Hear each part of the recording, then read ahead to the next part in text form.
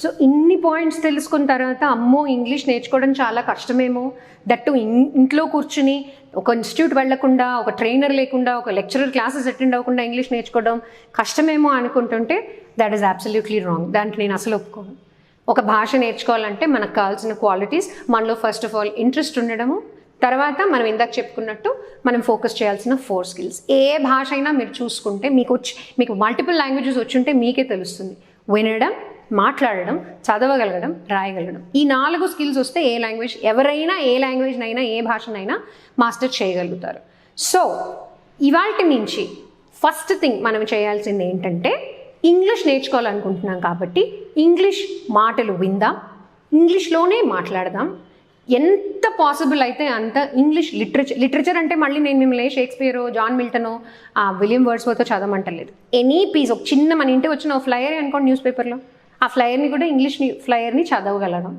చదివిన దాన్ని ఎంత మట్టుకు రాయగలమో అది చూసుకుంటే స్లోగా we will definitely master the language. తర్వాత what are the 5 basic tips చెప్తాను నేను మీకు. 5 బేసిక్ టిప్స్ మీరు జ్ఞాపకం ఉంచుకుంటే ఇంగ్లీషే కాదండి ఏ భాషనైనా మీరు ఇట్టే మాస్టర్ చేయగలరు. ఇంగ్లీష్ మాస్టర్స్ అవ్వాలంటే, మాస్టర్స్ అంటే మీరు వెళ్ళి ఎవరికో చెప్పడం కాదు, మీరు బేసిక్గా బాగా కమ్యూనికేట్ చేసి మీ ఇంట్లో వాళ్ళని ఇంప్రెస్ ఎలా చేయాలి, లేకపోతే మీ ఫ్రెండ్స్ని, మీ కొలీగ్స్ని ఎలా ఇంప్రెస్ చేయాలి, మీ సర్కిల్ని ఎలా ఇంప్రెస్ చేయాలి అనడానికి ఒక 5 బేసిక్ టిప్స్ చెప్తానండి. ఆల్రెడీ ఇందాక చెప్పాను, practice practice practice. Practice makes a person perfect. So దీన్ని ఎప్పుడూ జ్ఞాపకం పెట్టుకోండి.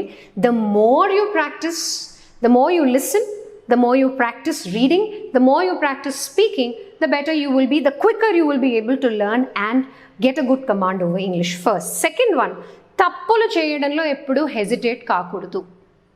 You should never hesitate from making mistakes, because mistakes, errors, they are the ones which teach you where you went wrong.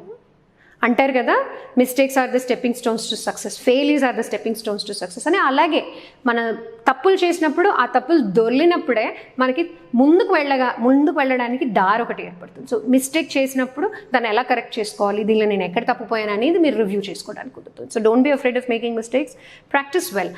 Third and most important tip that I would like to give you.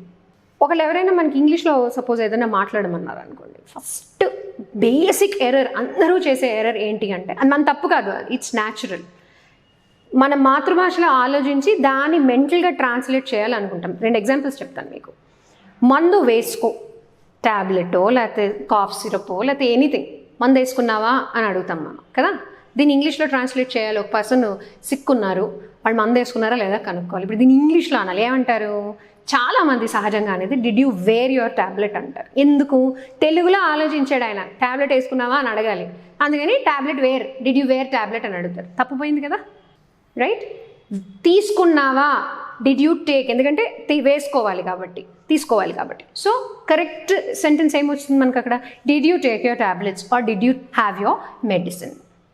So think in the language that you want to speak. మనం తెలుగులో మాట్లాడాలంటే ఇంగ్లీష్లో ఆలోచించి తెలుగులో మాట్లాడడం కదా. Mental translation is not, మనం machines కాదు. సో మెంటల్ ట్రాన్స్లేషన్ అనేది చేయకూడదు. Think in the language that you want to speak. This is the third important step. Fourth one, మనలో మనకు కాన్ఫిడెన్స్ ఉండాలి. లైఫ్లో ఏమి సాధించాలన్నా ముందు ఆ మనిషిలో తనకి కాన్ఫిడెన్స్ ఉంటే 10 మందిని జయించగలరు. సో ఇంగ్లీష్ నేర్చుకోవాలన్నా, ఏ భాష నేర్చుకోవాలన్నా, లైఫ్లో ఏది సాధించాలన్నా మన మీద మనకు కాన్ఫిడెన్స్ అనేది ఉండాలి. మనకు కాన్ఫిడెన్స్ ఉండి మనల్ని నమ్మితేనే కదా మన ప్రోడక్ట్ అమ్ముడిపోయేది. అంతేనా? ఇది అంతే.